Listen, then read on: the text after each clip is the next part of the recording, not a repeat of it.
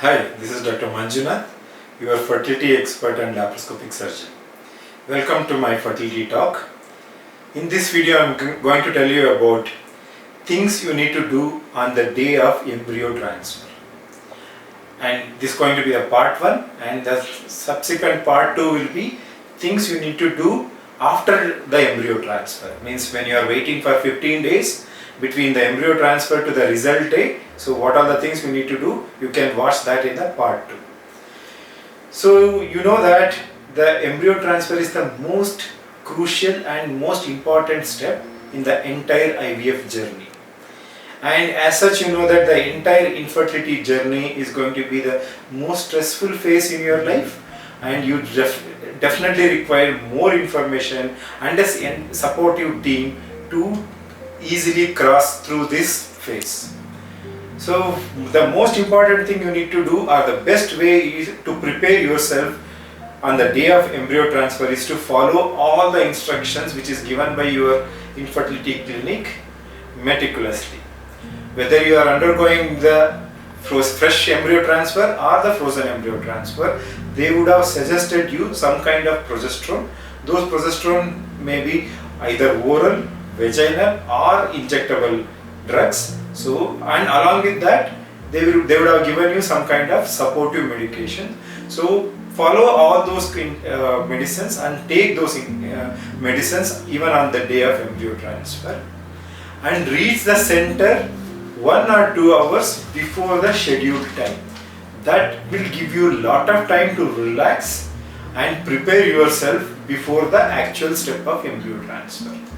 So once you reach there, what you need to do is start the relaxation and relaxation technique, or tell yourself to relax your mind.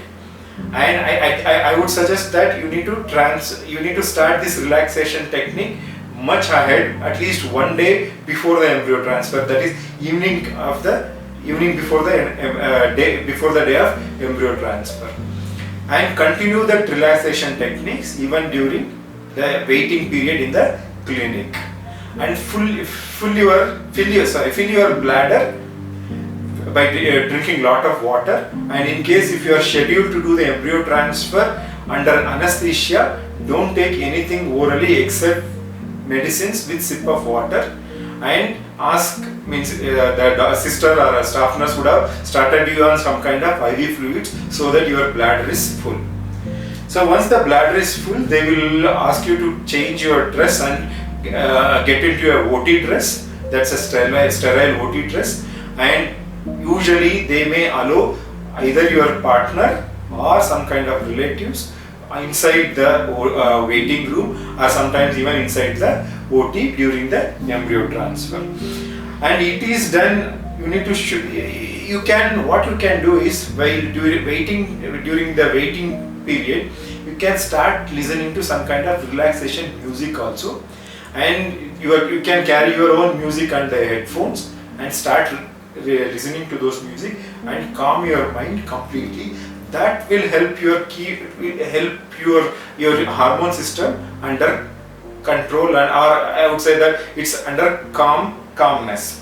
So that once you get inside the OT, usually they will put you in the gynec position, that is gynec examination position, and they will through the vagina they will insert the scan and check for the endometrial thickness, everything. Under the scan guidance, they will do the embryo transfer. And while doing the embryo transfer, again we do 2 steps. One is we pass the catheter, that is called as outer catheter, or you can call it as a preparation catheter, is passed. And once the preparation catheter is in correct position, then they will ask the embryologist to load the embryo, and the embryologist will load the embryos. Before that, you need to talk to your embryologist and the doctor and decide what is your embryo quality, how many embryos you are going to transfer. All those discussions should have been done.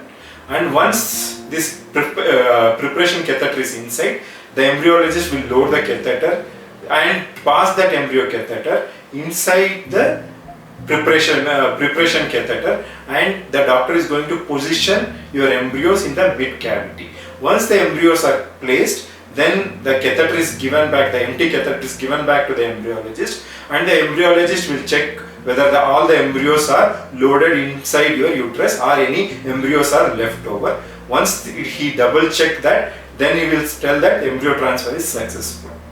After the embryo transfer, you need not worry or you need not stay there for entire day. 5-10 minutes of if you stay there and you can walk out.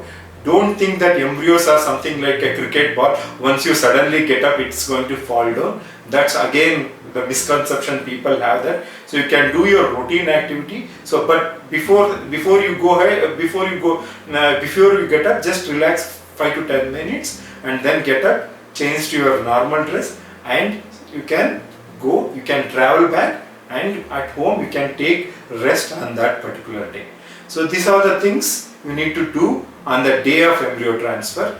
You can watch my second part of this video, what you need to do during the waiting period for 15 days. 12 to 15 days is the usual waiting period after the embryo transfer before you know the result. So during that waiting period, what are the things you need to follow? You can watch that in the second part of this video. Thanks for watching my video. Keep watching my video for more information.